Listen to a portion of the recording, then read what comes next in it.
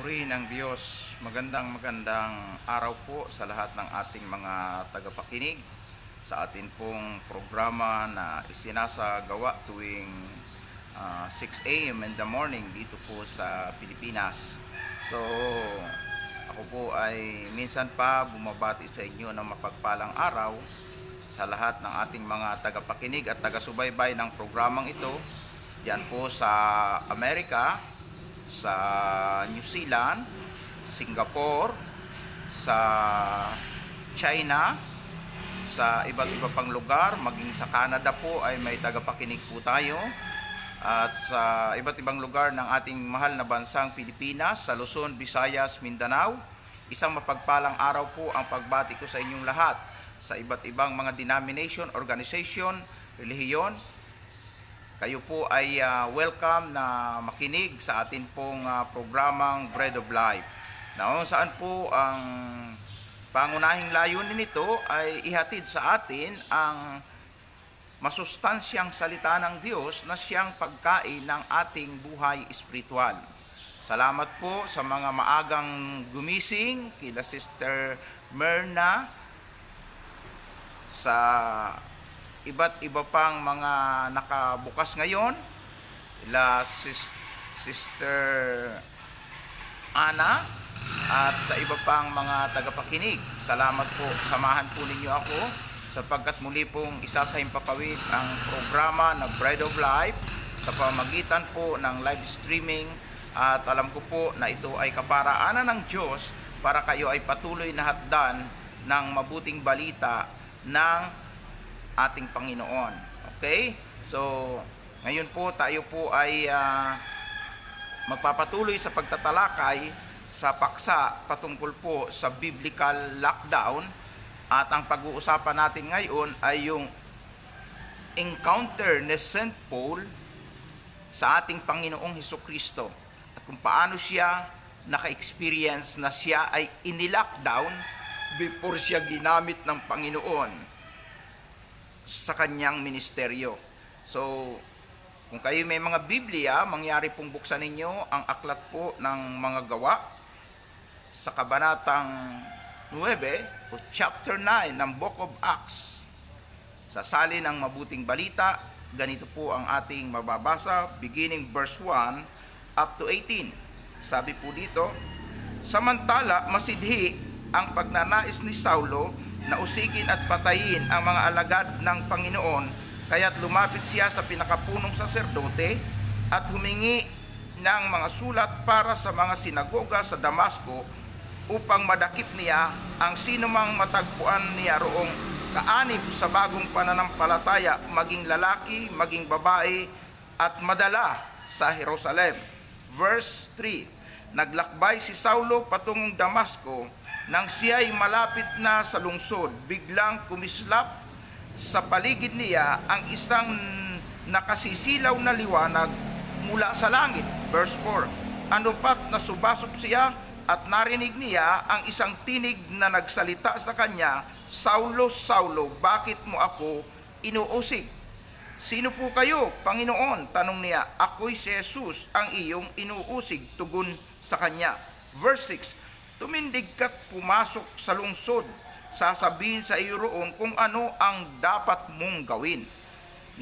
Natilihan ang mga kasama ni Saulo, narinig nila ang tinig, ngunit wala silang makitang sinuman. Verse 8, tumindig si Saulo at itinilat ang kanyang mata, ngunit hindi siya makakita, kaya't siya'y inakay nila hanggang sa Damasco. 3 araw na hindi siya nakakita at hindi kumain ni uminom. Ito po yung lockdown sa buhay ni Paul. Verse 10, sa Damasco naman ay may isang alagad na ang pangalan Ananias. Tinawag siya ng Panginoon sa isang pangitain. Ananias, ano po yun, Panginoon? Tugon niya, pumunta ka sa kalye matuwid sa bahay ni Judas at ipagtanong mo ang isang lalaking taga-Tarso na ang pangalan ay Saulo, sabi ng Panginoon. Siya'y nananalangin ngayon. Sa isang pangitain, nakita ka niyang pumasok sa kinaroroonan niya at pinatungan mo siya ng kamay upang makakita. Verse 13. Sumagot si Ananias, Panginoon, marami na po ang nagbalita sa akin tungkol sa taong ito, tungkol sa mga kasamaang ginawa niya sa iyong mga banal sa Jerusalem. At naparito siya sa Damasco, taglay ang kapangyarihan galing sa mga punong saserdote upang dakpin ang lahat ng tumatawag sa iyong pangalan. Verse 15. Ngunit sinabi sa kanya ng Panginoon, pumaroon ka, sapagkat hinirang ko siya upang ipakilala ang aking pangalan sa mga hintil, sa mga hari at sa mga anak ni Israel. Last, at dito po sa mga sunod na verse, at ipapaalam ko sa kanya ang lahat ng dapat niyang tiisin alang-alang sa akin. Verse 17. Pumunta nga si Ananias, pumasok siya sa bahay at ipinatong ang kanyang kamay kay Saulo. Kapatid na Saulo, wika niya, pinapunta ako rito ng Panginoong Jesus, na napakita sa iyo sa daan nang ikaw ay pumunta rito. Sinugo niya ako upang muli kang makakita at mapuspos ng Espiritu Santo.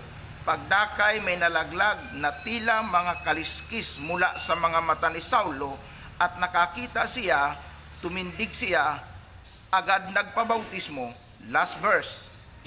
Kumain siya at nanauli ang kanyang lakas. Pinagpala po ang bahagi ng kasulatang binasa natin. Tayo po ay saglit na yumukod at manalangin.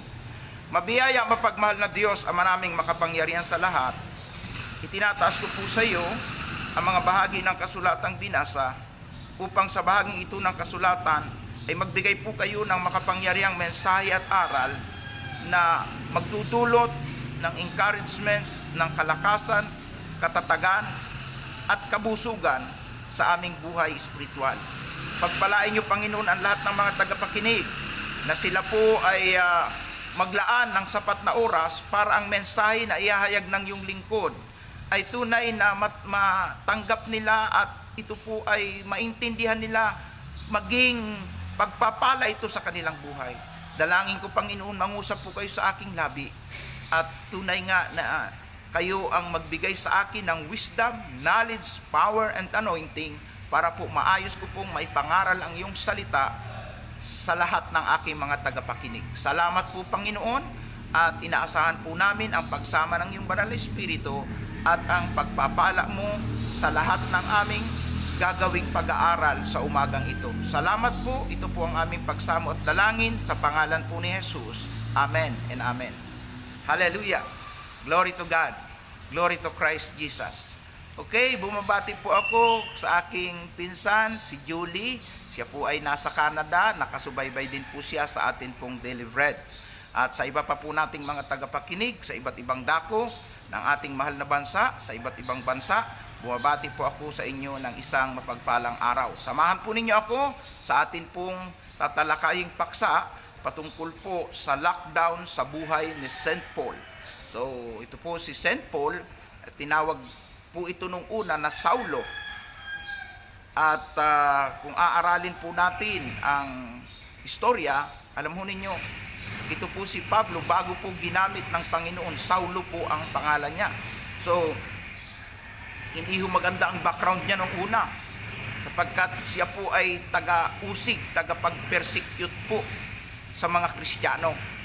So, kung titingnan po natin ang background, bumalik po tayo sa chapter 8 ng Aklat ng Mga Gawa, dito po sa 1 hanggang 3, ganito po ang ating mababasa. Pagkasabi nito, siya ay namatay, kasang-ayon si Saulo sa pagkamatay kay Esteban. At nagsimula ng araw na iyon ang isang mahigpit na pag-uusig laban sa iglesia sa Jerusalem. Liban sa mga apostol, lahat ng sumampalataya nangalat sa lupain ng Hudiya, Samaria, si Esteban na may inilibing ng mga taong may takot sa Diyos at gayon na lamang ang kanilang panangis. Sa verse 3, samantala sinikap ni Saulo na wasakin ang iglesia pinapasok niya ang mga bahay-bahay at kinakaladkad ang mga sumasampalataya, binibilanggo maging lalaki at maging babae. So ganyan katindi po si Apostol Pablo bago po siya maging apostol. Ganyan siya kalupit sa mga mananampalatayang Kristiyano. Para po sa ating kaalaman, si Apostol Pablo po, hindi po kabilang sa 12 apostol. So idinagdag lang po siya, kaya pan-13 apostolis po siya. Kasi po ang background ng buhay niya, kung ating babasahin, siya po ay tagapag-usig. Siya ang nagpipersecute sa mga mananampalataya doon sa Jerusalem. Kasi po, ang church ng Panginoon ay natayo po doon sa Jerusalem. So lumaki po ito ng lumaki sa pangunguna ng mga apostoles, lumawak po ito ng lumawak, dumami ng dumami ang mga mananampalataya. Kaya lang po, kung saan po mayroong revival, mayroong pong pagkilos ang Panginoon, maraming nagbabalik loob sa Kanya, ang diablo rin po kumikilos. At hindi po siya gagamit ng hindi ma-influensyang tao. At ito nga po si Pablo ay isa sa ginamit ng diablo para usigin, pahirapan ang mga mananampalatayang Kristiyano. Salamat po, Sister Lourdes. Siya po ay nasa New Zealand. Siya po ay kasama natin sa atin pong pag-aaral ngayong umaga. So, siya po ay talaga pong hindi basta-bastang tao. Very influenced po siya. Bakit po? Kung aralin po ninyo ang kwento ng buhay ni Paul, siya po ay miyembro ng Sanhedrin. Isa siya sa mayroong mataas na tungkulin sa kapanahonang yon. At hindi lang po yun, hindi lang siya miyembro ng Sanhedrin o ng isang gobyerno ng kapanahonang yon, kung hindi siya po ay isang Pariseyo din. Pag sinabi pong Pariseyo, ito po yung mga taong nagpakadalubhasa sa kautusan. Yung tinatawag na Pentateuch, yun po ay 5 libro ni Moises. Ang Genesis, ang Exodus, ang Deuteronomy, mga bilang. So yan po ay mga libro na minaster po ni Moises, mga sulat ni Moises na minaster po yan ni Paul. So kung sa kaalaman po, pagdating po sa kasulatan, hindi mo malalamangan si Apostol Pablo. Napakagaling niya, napakahusay niya, dahil nagpakadalubhasa nga po siya sa 5 aklat na sinulat ni Moises. At nakapagtataka kung bakit po against siya sa mga Kristiyano. Alam po ninyo kung bakit? Kasi po, ang mga karamihan po noon sa Israel, liban sa mga na-convert sa pananampalatayang Kristiyano, ang paniniwala nila, si Jesus Christ, hindi pa yun ang Mesaya, hindi pa yun ang tagapagligtas. At sabi nga, hanggang ngayon, marami sa Israel naghihintay pa ng pagdating ng Mesaya. Pero hindi na darating sapagkat si Jesus na po yun eh. Ang darating na ngayon yung Antichrist. So, iyan po yung pagkakaalam ng maraming mga mamamayan dito po sa Israel. So, hindi po kasi talaga sinampalatayan at tinanggap si Jesus ng sambayan ng Israel. Liban sa mga tao na naaralan ni Kristo, tumanggap sa Ebanghelyo ni Kristo, tumanggap sa pangaral ng mga apostol na naging kabilang sa tinatawag na mga Kristiyano nung unang kapanahunan. Kaya ito po si Pablo, bagamat siya ay Pariseyo at dalubhasa sa kautusan, ay sarado ang kanyang isipan tungkol sa katotohanan sa buhay ni Jesus. Hindi niya talaga ito lubos na nakilala. Kaya ang sabi po ng Biblia, nung mayroong pinatay na isang diakono, isang taong mahusay mangaral, puspos ng Espiritu Santo, ito po si Esteban, si Apostol Pablo ay isa sa promotor doon. Kasang-ayon siya sa pagpatay kay Esteban. At hindi lang siya nasiyahan na si Esteban ang mapatay sa pamamagitan ng pagbato, kundi gusto niya lahat ng mga Kristiyano ay lupigin. At isang araw nga, humingi siya ng isang mission order sa mga pinuno na pari. Kasi nung unang panahon, ang mga pusakal na mga tagapag-usig ng Kristiyano na pinapatay ang mga mananampalataya, yung mga pari. So humingi siya ngayon ng otorisasyon, approval, buhat sa punong pari para yung mga Kristiyano na nagsilayas doon sa Jerusalem, kasi nagkawatak-watak na ang mga mananampalataya dahil sa tindi ng persecution. Hindi lang sila ibinibilanggo, hindi lang sila hinahagupit, hanggang sa binabato sila at hanggang mamatay. So, nangalat ngayon ang mga mananampalataya kung saan-saan sila pumunta. So, ang ginawa ni Apostol Pablo, humingi siya ngayon ng sulat sa pinakapunong pari para usigin ang mga Kristiyano, sundan kung saan sila pumunta. At ang kanyang misyon, ang una niyang puntahan ay ang lugar ng Damasco. At gano'n na nga ang ating binasa sa bahagi ng kasulatan sa chapter 9, na si Apostol Pablo ay nagkaroon ng masidhing pag-uusig sa mga Kristiyano, hindi lamang para dakpin, ikulong, kundi patayin. So, siya po ay naglakbay, may mga kasama po siya. At nung paglalakbay po noon, wala naman pong mga sasakyan na katulad sa panahong ito. Ang ginagamit po noon ay kabayo. Subalit sa kalagitnaan ng kanyang paglalakbay sa daan patungo ng Damasco, ay nagkaroon ng encounter siya kay Jesus. So ibig sabihin, si Jesus pala, kahit siya'y nabuhay ng magmuli at umakyat sa langit, ay pwede pa rin siyang makipag-usap, pwede pa rin siyang ma-encounter ng mga tao na gusto niyang tawagin sa kanyang ministeryo o gawain. So iyan ang makikita natin dito sa kwento ng buhay ni Paul o ni Apostol Pablo.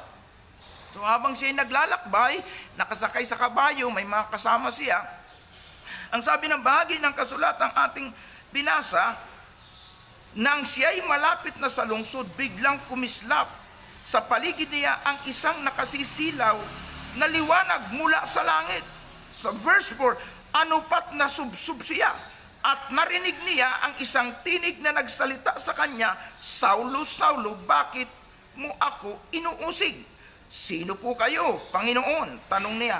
Ako'y si Jesus, ang iyong inuusig. Tugon niya. So, kung titingnan po natin mabuti, ang Panginoon ay umapir sa kanya. Sabi po dito, nakakita siya ng isang kislap ng liwanag. At buhat sa liwanag, sa langit, ay mayroong malakas na tinig. Siyang narinig. At tinawag ang kanyang pangalan bago po siya tawaging Pablo. Saulo po ang tawag sa kanya. Saulo, Saulo, bakit mo ako pinag-uusig? Alam mo ninyo, sa ibang scripture, may karugtong pa po doon na pangungusap, mahirap na ikaw ay sumipa sa magkabilang tulis dahil ikaw din ang masasaktan. At ang sagot niya, sino po ba kayo? At dito po ay direkta na nagsalita mismo ang Panginoong Jesus at sinabi niya, ako si Jesus na iyong pinag-uusig.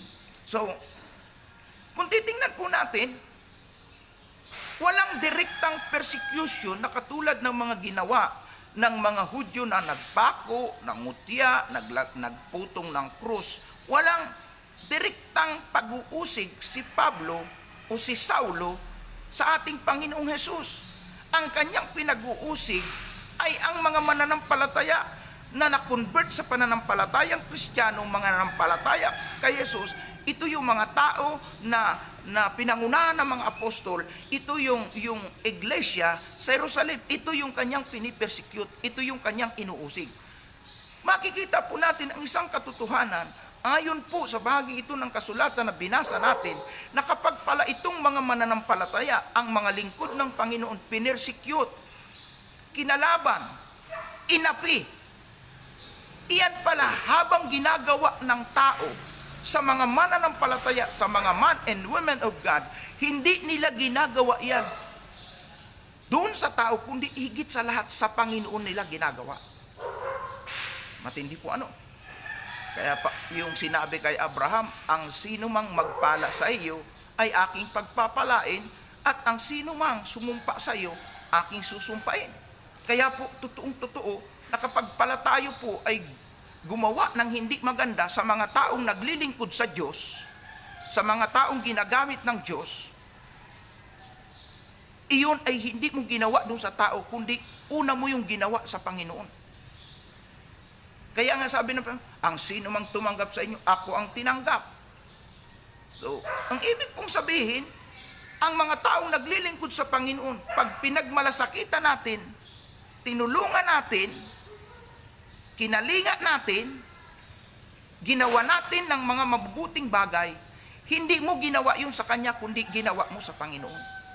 At ganun din, kung ginawa mo ay hindi maganda, inusig mo, chinismis mo, siniraan mo, kinalaban mo, pero alam mong man of God siya. Lalo na kung pinahiran siya ng Diyos. Hindi mo yung ginawa doon sa tao, kundi ginawa mo sa Panginoon. Ito yung unang lesson na makikita natin sa tagpong ito. Ang sabi ng Panginoong Hesus na nakipag-usap kay Paul sa pamagitan ng tinig at ng liwanag na nakita niya sa langit, ako si Jesus na iyong pinag-uusig. Ako si Jesus na iyong pinag-uusig. At si Pablo po, kung aaralin po natin ang istorya, siya po ay nalugmok sa lupa, napasubasub siya. At ang sabi ng kasulatang binasa natin, narinig ng mga kasama niya, narinig nila ang tinig, pero wala silang nakitang anyo. So alam niyo po, ang Panginoon hanggang ngayon nangungusap. Hindi na siya nagpapakita sa kanyang personal appearance, pero nangungusap pa rin po siya.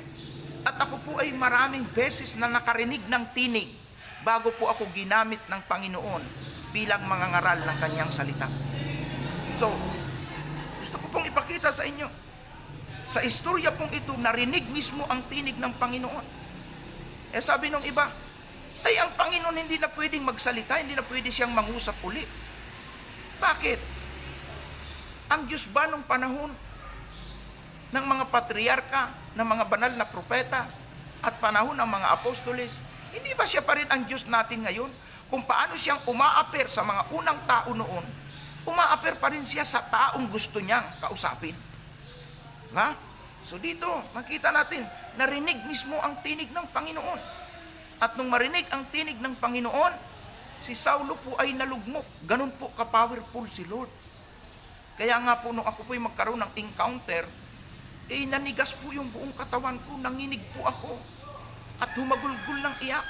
Iyon po ay nung panahon na nasa miserable po akong kalagayan, na mayroon po akong 58 na sugat sa aking iba't ibang parte ng katawan, tinanggal ang mga buto ko, wala na po akong pag-asang makalakad, 9 months straight po ako sa PGH, nakaranas po ako ng 11 operation dahil po sa aksidente ng pagkakabangga sa akin ng truck, at halos naubusan na kami at hinihintay ko na lang ang mamatay ako, pero po mayroon pong nangusap po sa akin. Hindi ko makita na maliwanag ang mukha niya, pero maliwanag yung mensahe na sinasabi, ikaw ay hahayo at ipapatutuo mo kung gaano kadakilang bagay ang ginawa sa iyo ng iyong Panginoon.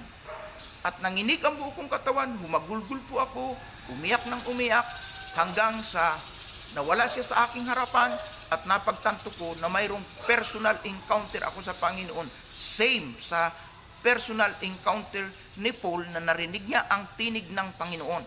At gusto ko pong ipaunawa sa inyong lahat na kapag ka ang Diyos umapir sa tao at nangusap sa tao at nagkaroon ang tao ng tinatawag na personal encounter at narinig niya ang tinig ng Panginoon, iyan ay nangangahulugan na ang taong yan ay gagamitin ng Diyos. Sapagkat bakit naman makikipag-usap at aapir ang Panginoon sa iyo kung wala siyang purpose? Hindi pwedeng umapir ang Panginoon sa isang tao nang wala siyang purpose, mayroon siyang layunin. At sa buhay ni Pablo, nung umapir ang ating Panginoong Hesus, kakaiba po yung nangyari. Bago po siya ginamit ng Panginoon, bago po siya nagpatutuo tungkol kay Hesus, bago niya tinigilan ang pag-uusig sa mga Kristiyano, nilockdown muna siya.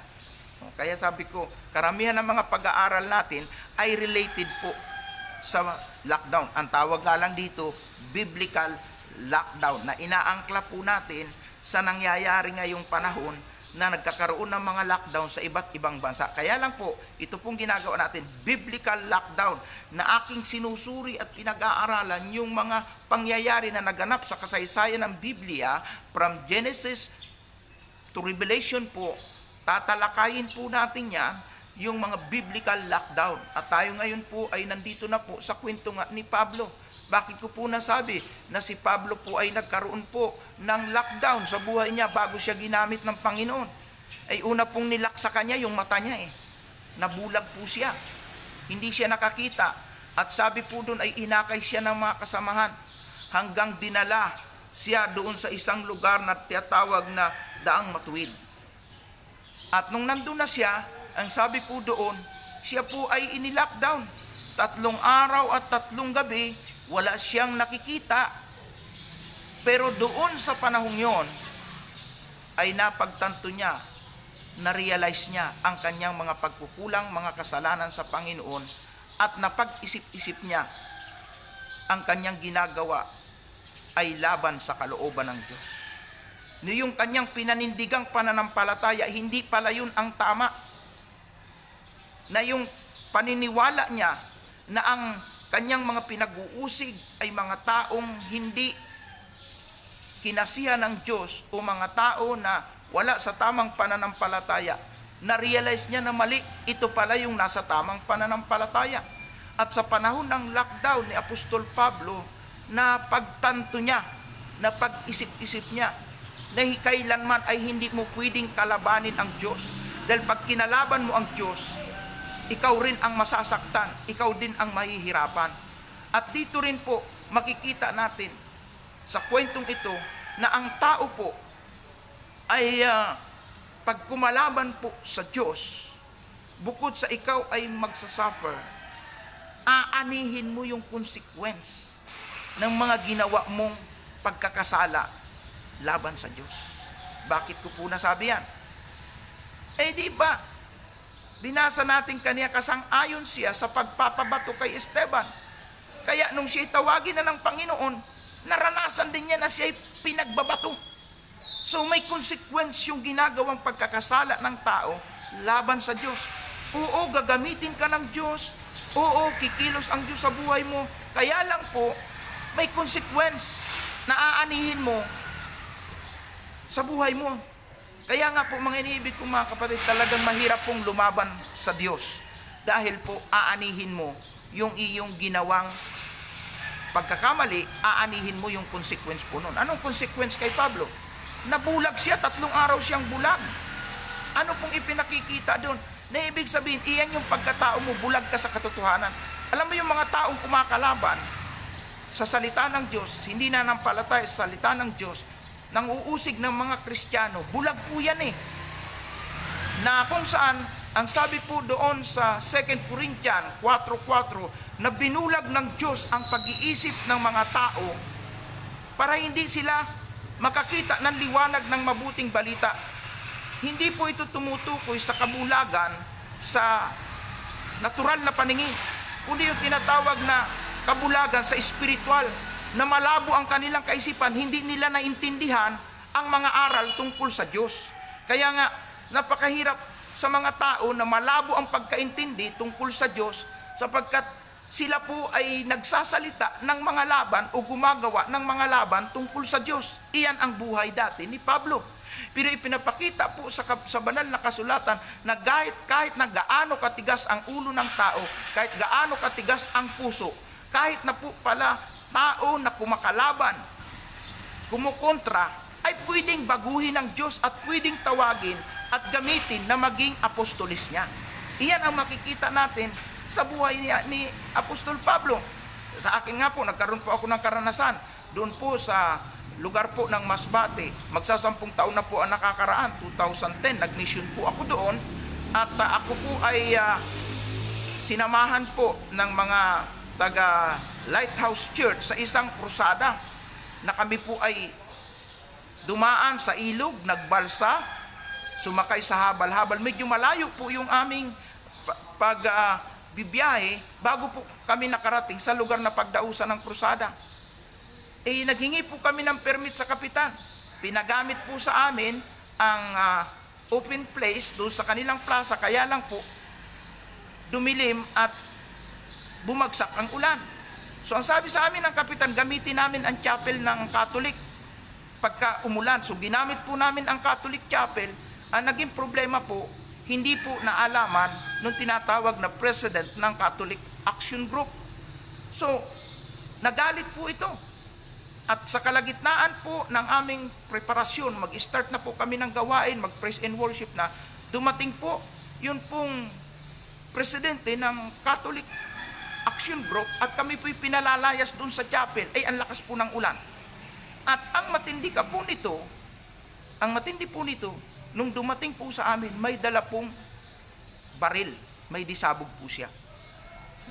At habang daladala niya yung baril, kami po'y pinagsisigawan at ako po ay malapit po sa akin at sinasabi niya, sino ang nagbigay ng pahintulot sa inyong gamitin ito? Lumayas kayo dito, wag ninyo itong gamitin. So, ibig sabihin, wag naming ituloy yung aming gagawing evangelistic crusade.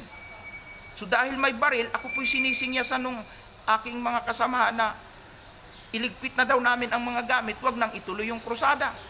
So sa halip na ako po'y makinig, ako po'y yumuko at nanalangin at sinabi ko, Panginoon, batid mo ang hangarin namin na kaya kami narito para ipangaral ang iyong ebanghelyo upang ipatutuo ang ginawa mo sa buhay ko. Ngayon po hinahadlangan kami. Pagkatapos ko pong manalangin ng buong time team, pag-angat po ng ulo ko, ako po'y sumagot at sinabi ko, kung kami ay iyong papaalisin, hindi kami aalis. Kung merong dapat magpaalis sa amin si Kapitan, sapagkat siya nagbigay ng pahintulot na gamitin namin ang chapel na ito, kung kami ay aalis, pumunta dito si Kapitan at siya ang magpaalis sa amin. So, nagsisisigaw pa rin po hanggang dumating yung asawa, tinutulak siya, hanggang kasunod noon, may dumating na barangay kagawad, may dala din pong 45, may baril din po. At sila na po ang nag-uusap at sinasabi, huwag mong pakialaman ng mga taong ito. Sila'y mga bisita natin na may mabuting hangarin sa pagpunta dito, igalang natin siya. At nakipagtalo po ang may dala po ng shotgun na president ng Catholic Action Group at sila na po ang nag-aaway at ako po'y nananalangin na huwag magkabarilan sapagkat hindi naman namin nais na kami ay pagmula ng anumang gulo o away o patayan dun sa lugar na yun. At habang ako po'y nananalangin, yung pong asawang babae po nung president ng Catholic Action, itinutulak po yung asawa niya papalayo at hindi po nagtagal ay dumating ho si Kapitan at nung dumating po yung Kapitan, kinuha po yung microphone at siya ay nanawagan at sinabi na igalang natin ang mga taong ito. Kung kayo may reklamo, sa tamang lugar, sa tamang oras, haharapin ko kayo. Hayaan natin na ang mga taong ito ay maipagpatuloy nila ang kanilang gawain. Ibinalik po sa akin ang microphone at ako po ay buong tapang na nangaral ng salita ng Panginoon at ang mga tao po na nung una ay nagsialisan na sa takot na magkabarilan, ako po ay hindi natinag, nanindigan ako, nakasama ko ang Panginoon at tutulungan ako ng Panginoon. At ang nangyari po sa aking pangangaral ay marami po ang tumanggap sa Panginoon at hindi po nagtagal, umalis na po kami sa lugar. Ang kagulat-gulat po kinaumagahan, hinahanap na po ako ng president ng Catholic Action at sila po ay gusto pong humingi ng tawad personal sa akin sa kanilang ginawang pag-persecute. At ang pinakamagandang nangyari, yung taong nag-persecute na yon ay na-born again. Nakakilala sa Panginoon, naging Kristiyano, at ngayon po ay isa na rin pong masugid na mananampalataya sa naturang lugar. Bakit ko po ginamit ang kwentong ito? Ganito po ang buhay ni Pablo. Siya na dating taga-usig na kumukontra, nagpipersecute sa mga alagad ng Panginoon, hinipo ng Panginoon. Nangusap ang Panginoon sa kanya at nabaliktad po ang pangyayari. Pagkatapos pong kausapin si Ananias, pumunta ka ika sa daang matuwid at si Saulo ay ipag-pray mo, ipatong mo ang iyong kamay, pagagalingin ko siya at inihanda ko siya sa aking natatanging gawain o misyon.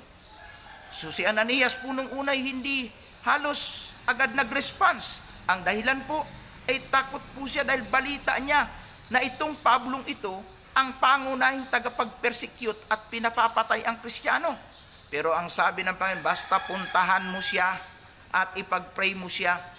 At alam mo ninyo, after 3 days po ng lockdown, may sinugo ang Panginoon at ito nga ay si Ananias, ipinag-pray po si Pablo at nang ipag-pray po si Pablo o si Saulo nung una, ang sabi po diyan, nalaglag ang mga tila kaliskis sa kanyang mga mata, nabuksang muli ang kanyang paningin, at ang sabi po doon, siya po ay kumain at kasunod noon ay nagpabautismo At mula po noon, si Pablo na dating taga-usig, si Pablo na kumakalaban sa mga mananampalataya, si Pablo na dating pumapatay ng Kristiyano at handang pumatay ng mananampalataya, ay nagdesisyon na siya po ay magiging tagapagtaguyod ng pananampalatayang Kristiyano.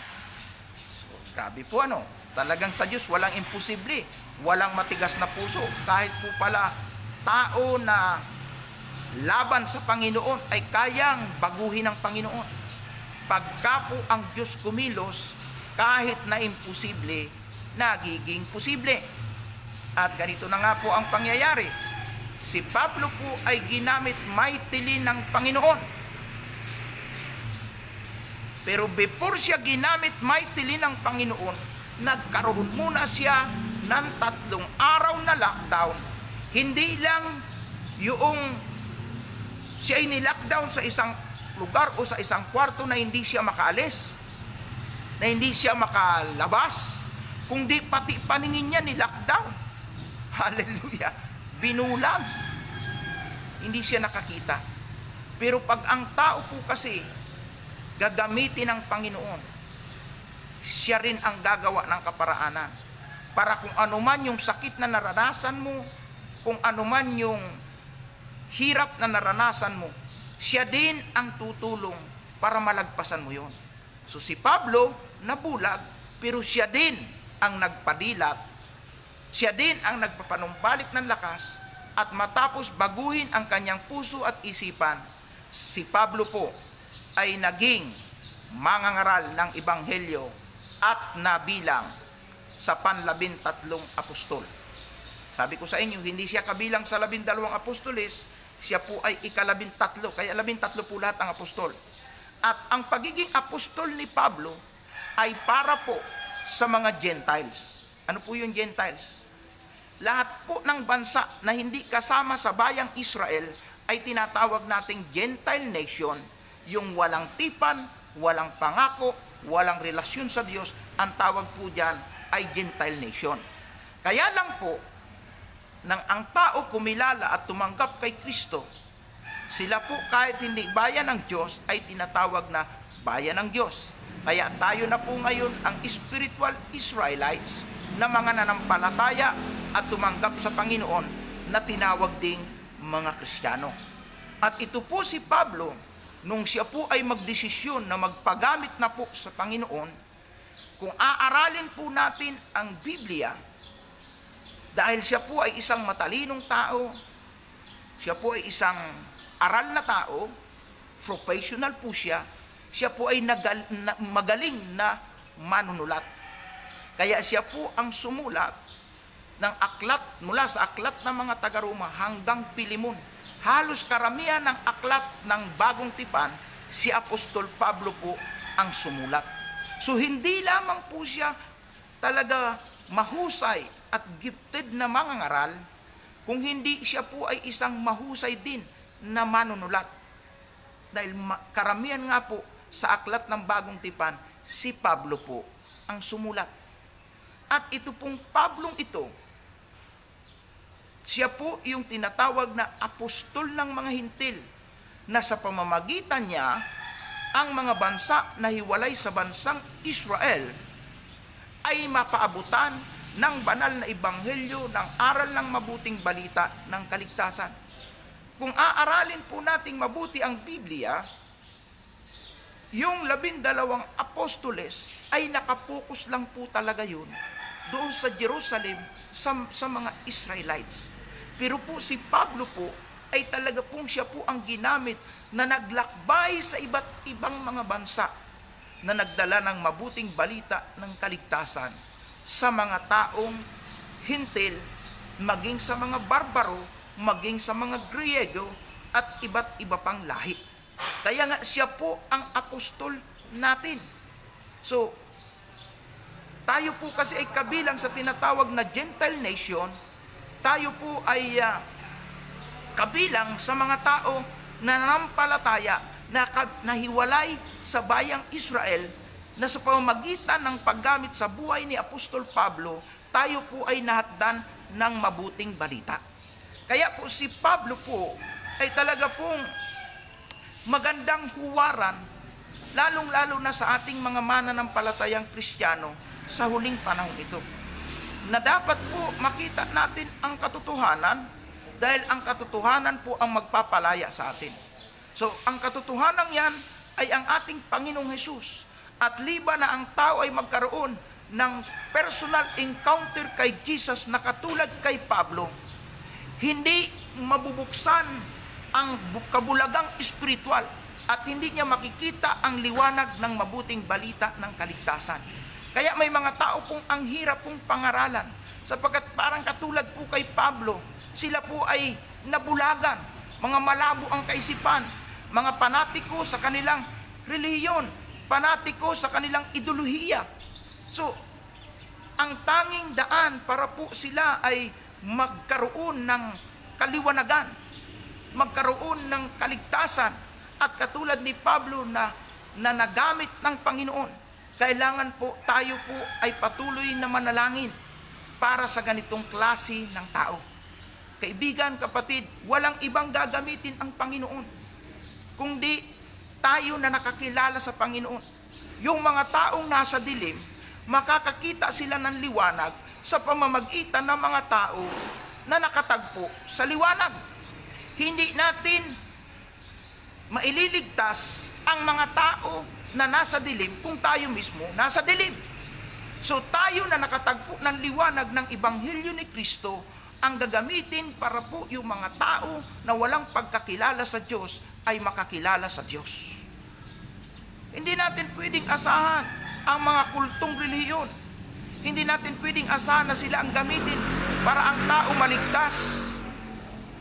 Hindi pwede ang mga komunismo, hindi pwede ang mga Islam, hindi pwedeng gamitin ang mga huwad sa pananampalataya. Ang gagamitin ng Panginoon para maliwanagan yung mga tao na may malabong kaisipan ay yung mga tao na tumanggap ng mabuting balita ng kaligtasan ng Ebanghelyo ng Panginoon. So kung paanong si Pablo ay ginamit nung kapanahunang yon at ginamit sa paraan ng kanyang mga pagsulat, kayo at ako ay pwede rin gamitin ng Panginoon. Kaya lahat ng mga nag-aaral ng Biblia, lahat na tumanggap sa katotohanan, lahat na nampalataya sa Panginoon Jesucristo, lahat ng tinitira ng Espiritu Santo, kayo ay maging katulad nawa ni Pablo na gamitin para ang mga taong may malabong kaisipan, walang pagkakilala sa Diyos, makakilala sa Diyos. So, iyan po ang dahilan kung bakit ang inyong lingkod ay nagpupursige kahit medyo mahirap ang sitwasyon, kahit po 2 months, more than 2 months na tayo po ay lockdown, wala pong source of income, walang mga church na mapagministeran. Alam niyo naman, kaming mga tagapangaral ay nabubuhay po sa mga simbahan. So ang mga simbahan po ay close po, walang mga church service. So ibig sabihin, wala ho talagang sumusuport, tumutulong sa amin. Pero, ganun pa man, ay hindi pwedeng hadlangan at pahintuin kami sa ministry ng pangangaral ng Ebanghelyo. Kaya nga, marami sa amin nag-isip-isip ano ang dapat gawin para patuloy na ipaabot ang pangangaral ng salita ng Diyos, hindi lamang sa mga church member, hindi lang sa mga tao na miyembro ng simbahan, kung hindi maging sa mga tao na walang pagkakilala sa Diyos. So, sa pamamagitan po ng Facebook, ng live streaming, ang pangangaral ng Ebanghelyo ay atin pong naipagpapatuloy at marami pong tao ang naaabot nito. At ako po'y nagagalak na may nag-message po sa akin nang sabi niya, Brother Digoy, kung pwede dito po, ako po kasi ay Bicolano, ang Rodrigo po kasi sa Bicol ay Digoy. Brother Digoy, kung pwede, kahit hindi na lockdown, ituloy-tuloy mo yung pangangaral. Kasi talagang nabibless kami, natututo kami, nagkakaroon kami ng kaalaman. Ibig sabihin, yung spiritual feeding ay talaga pong na-appreciate nila. na nakakakain sila ng masustansyang salita ng Diyos sa pamamagitan ng patuloy na pagsubaybay sa atin pong isinasagawang live streaming every 6 a.m. in the morning. So, patuloy po natin itong ginagawa. Kahit na po may mga naranasan tayong krisis, kahirapan, wala tayong natatanggap na love gift, ako po'y naniniwala, basta tayo po ay nagtatrabaho sa Diyos, ang Diyos ay may biyayang higit kaysa sapat. Kaya nga, ini-encourage ko din po ang aking mga kapwa, mga ngaral, na kahit na po walang church na nagbibigay sa atin ng love gift ng offering, tuloy-tuloy po natin ang pangangaral kahit po sa pamamagitan ng Facebook o sa pamamagitan po ng YouTube, sa television man o sa radyo, ay patuloy nating maisagawa ang pagangaral ng mabuting balita na siyang susi at daan para sa kaligtasan ng mga tao. Magpagamit po tayo.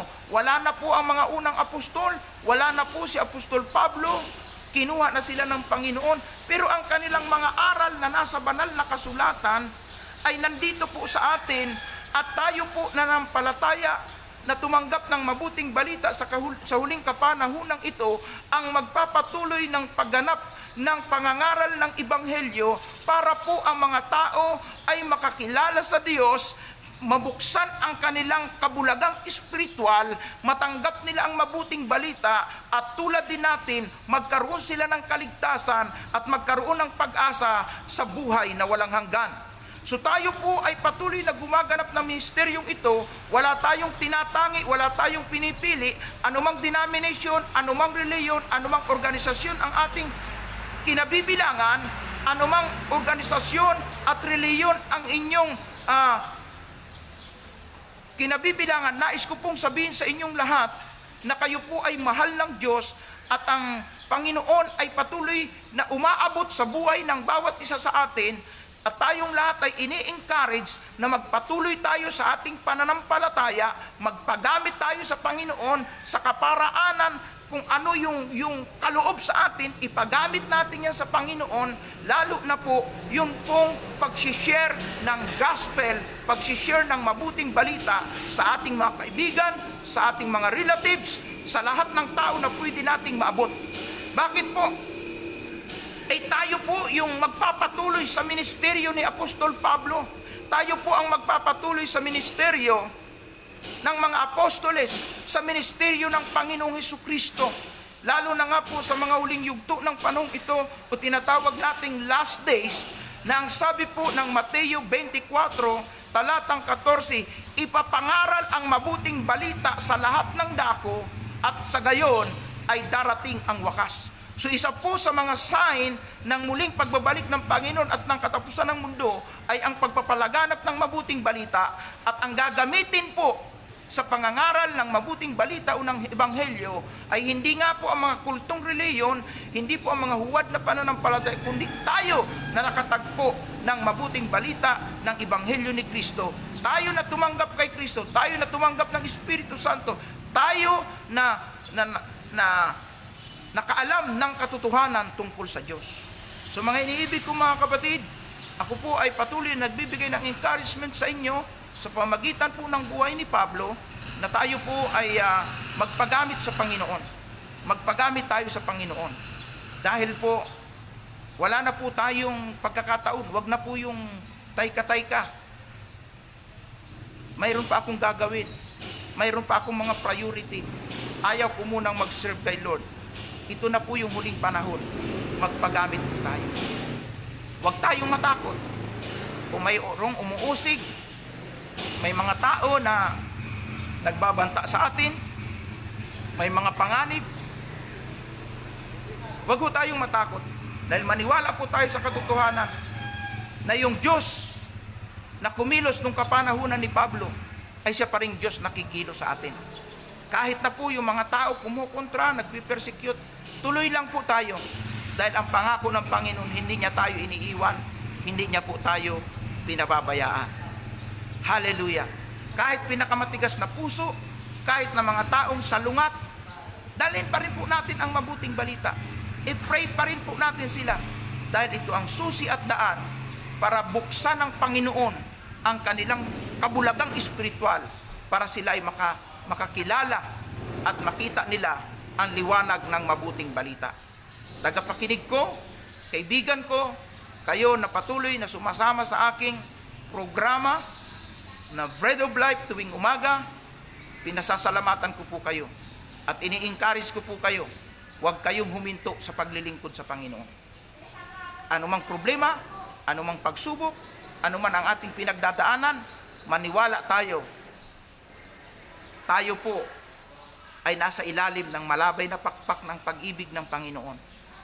Puproteksyonan niya po tayo. Tutulungan niya po tayo. Patulad ng mga unang kapanahunan, kahit na po mabigat ang persecution, hindi po nahadlangan ang pag-share ng mabuting balita. Kaya anuman yung pinagdadaanan mo, huwag maging daan para huminto ka sa paglilingkod. Amen po. Amen po. Purihin ang Panginoon. So, muli, binabati ko po kayo ng magandang umaga. Yung atin pong mga taga-subaybay dyan sa Japan, kay Sister Mena, salamat sa iyong patuloy na pagsubaybay. Kay Sister Sheila sa San Jose, California, sa atin pong mga tagapakinig sa iba't ibang dako po ng ating bansa. Kay Sister Joy Di Pedro, salamat po sa iyong pakikisa sa ating pong live streaming. Pagpalain po tayo ng Diyos. Hindi ko na po maisa-isang banggitin ang inyong mga pangalan, pero ako'y nagpapasalamat sa patuloy na pagsama po ninyo sa akin sa pagsasahimpapawid ng programang Bread of Life sa pamagitan po ng live streaming. Purihin po ang Diyos at ngayon po tayo po ay dadako po sa panalangin. Salamat Sister Jola sa Pitola. Ito po ay sa Singapore. Ngayon po, ano po yung inyong mga prayer request na gusto po ninyong ilapit natin sa Panginoon? Ano po yung inyong mga pangangailangan? So, hindi lamang po kasi tayo po tumatanggap ng pagkain spiritual sa atin pong ginagawang live streaming. Tayo rin po ay nagpipray. Sama-samang nagpipray at ipinapaabot ang ating mga prayer requests. So, hindi nyo man po isa-isang mabanggit ang inyong mga pangangailangan. Hindi ko man po marinig yan, naririnig po at nakikita ng Diyos yan. Pero mas maganda naman po kung sambitin nyo. Sige po, tayo po ay dadako sa panalangin. Sa loob ng ilang saglit, sabihin po natin ang ating prayer request. At tayo po ay lalapit at mananalangin sa Diyos. Hallelujah. Glorify your holy name, O Lord God. Hallelujah. Hallelujah. Mabiyaya, mapagmahal na Diyos, ang manaming makapangyarihan sa lahat. Kami po ay narito at buong pusong lumalapit sa iyong harapan. Itinataas ko sa iyo, Panginoon, ang prayer request ng lahat ng aking mga tagapakinig at taga-subaybay sa aking programa na Bread of Life every 6 morning in the morning. Lord, ano man ang kanilang mga hinihingi sa iyo ngayong umaga, abutin mo siya ng iyong mapagpalang kamay, iunat mo ang iyong mapagpalang kamay at pagpalain ang aking mga tagapakinig.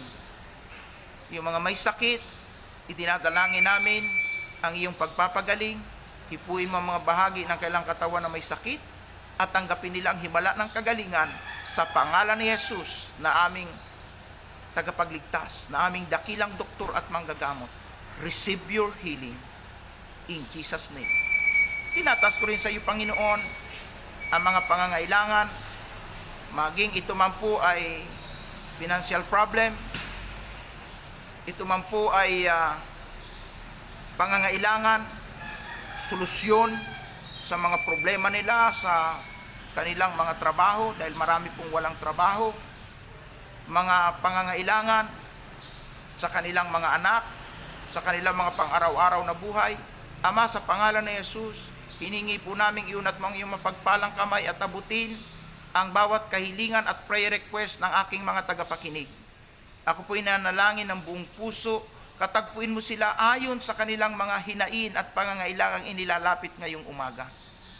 Yun pong mga kapatid namin na nahihirapan na sa lockdown na ito, kami po sama-samang nanalangin na nawa matapos na po ang malalang problema sa coronavirus na naranasan ng aming mga kababayan, ng aming mahal na bansa at ng iba pang mga bansa. Panginoon, mahabag po kayo sa mga tao. Tulungan po ninyo kami na kami po ay matapos na sa aming naranasang lockdown at mahinto na ang paglaganap ng nakapipinsalang virus na ito at magkaroon po ng kagalingan ang mga may sakit saan man sila naroon, na dumami pa ng dumami ang makarecover at madiscover na ang pangunahing lunas para po magamot ang lahat ng mga naging biktima ng coronavirus. At sa mga tao, Panginoon, na labis na ang paghihikahus, na maraming mga anak, walang mga naghahanap buhay, at talaga pong matindi na po ang kanilang kahirapan. Maawa po kayo, Panginoon, maging bukas ang pintuan ng iyong kalangitan at paagusin ang masaganang biyaya at pagpapala na kailangan ng aming mga kababayan, lalo na ng aking tagapakinig ngayong umagang ito. Patuloy po kaming umaasa na ang grasya mo ay higit kaysa sapat na iyong ipagkakaloob sa lahat ng iyong mga anak. Patuloy mong pagpapalain ang bawat isa saan mang dako lugar sila naroon, at ang bawat kahilingan at prayer request nila na inilapit ngayong umaga, inaangkin namin, Panginoon, ang iyong kasagutan at pinasasalamatan namin ang iyong walang sawang pagsagot sa aming mga dalangin. Salamat nga, Panginoon, sapagkat alam namin, Panginoon, saan man kami naroon, nakikita mo kami at hindi maikli ang iyong kamay upang hindi kami abutin at katagpuin at tugunin sa aming pangangailangan. Salamat po, aming Diyos, sa iyo po ang pinakamataas na karangalan at kapurihan. Sa ngalan po ng iyong mahal at bugtong na anak na si Jesus na aming tagapagligtas, ito po ang aking pagsamo at dalangin. Amen and amen and amen. Purihin po ang Panginoon. Salamat po, mahal na tagapakinig. Salamat, Sister Nora Pablo, na ikaw ay isa sa nag-open ng Facebook at nakabahagi sa amin pong daily bread na isinasagawa. Salamat din, Sister Merlita. Salamat din po sa iba-iba pang mga talagang nakiisa. Sister Lourdes, salamat po. Siya po ay taga New Zealand na sumusubaybay din po sa atin pong daily bread na isinasagawa. At katulad po ng aking nasabi sa inyo, kung kayo po ay napagpala at iyan po'y araw-araw, yung atin pong mga isinasagawang pangangaral ay pwede po ninyong isend sa inyong mga group chat, sa inyong mga relatives, sa inyong mga kaibigan, para kung paano kayo kumakain ng pagkain espiritual, sila man po ay makatanggap ng pagkain espiritual. Amen? So, kahit po kayo ay nasa loob ng inyong mga tahanan, may ginagawa sa kusina, buksan nyo lang po para po kayo nakikinig sa radyo. Kasi po, ang spiritual feeding natin, hindi lang yung pinanonood nyo sa screen ng inyong mga cellphone o ng inyong mga computer. Basta po yan naririnig ninyo para po kayo nakikinig sa radyo. Napipid na po ang inyong spiritual. Napupunan na po yan. Dahil tayo naman po ay, pagka po ang ating isip po ay hindi magulo, basta tayo po ay nakikinig kahit sa radyo, sa television, nakakatsa po natin yan kahit tayo naghuhugas ng plato, naggigisa ng ating mga nilulutong pagkain, naglilinis tayo sa ating bahay. Buksan nyo lang po na malakas po, kung pwede nga po, at mayroon po kayong mga Bluetooth speaker at hindi po kayo makatutok sa inyo pong mga cellphone o inyo pong mga computer, buksan nyo lang po. Pag may Bluetooth po kayo, para po kayo nakikinig sa radyo. Dahil ang inyo pong lingkod kasi ay dati pong ginagamit ng Panginoon sa programa po ng Shalom na programa tayo sa Heart to Heart program, at tayo po ay nagprograma po dati sa DWAD, sa CNN Radio Veritas, sa programang Purihin ang Diyos, sponsored by Shalom Catholic Charismatic. Kaya po, parang sanay na po ako na nagsasalita ng wala akong kaharap na tao, dahil nga po sa experience ko po, doon po sa radyo. So, sabi ko nga sa inyo, kung hindi kayo makatutok sa screen ng inyong mga cellphone at computer, gawin yung parang radyo po, ito pong daily bread natin. Every 6 morning in the morning, samahan niyo po ako. At katulad ng binanggit ko, i-encourage din po ninyo ang iba mga kaibigan, kakilala po ninyo na makiisa sa atin pong pagkakaroon ng live streaming every 6 a.m. in the morning. Salamat din, Sister Imelda, sa iyong pakikinig. Salamat po sa inyong lahat. Pagpalain po tayo ng Diyos at sumaatin ang bendisyon ng ating Panginoon sa pamagitan ng Panginoong Jesucristo, ng Banal na Espiritu. Pumayo po tayo na mapayapa, taglayin natin ang masaganang pagpapala ng ating Panginoon. Magandang umaga pong muli.